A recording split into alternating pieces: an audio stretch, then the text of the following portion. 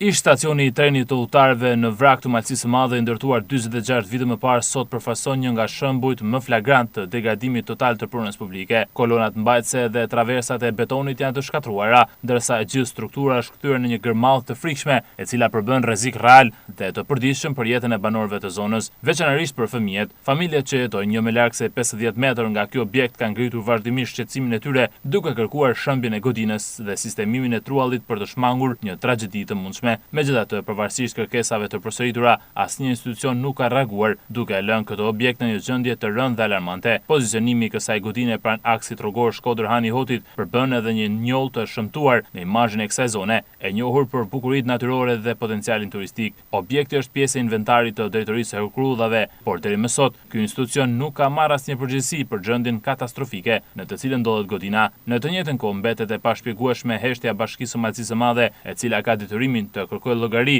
dhe të ushtrojë presion institucional për zgjidhjen e këtij problemi. Ky nuk është thjesht një objekt I braktisur, por një rrezik I hapur për jetën e njerëzve dhe një dëshmi e qartë e mungesës së vëmendjes ndaj pasurisë publike, tashmë e kthyer në gërmadha.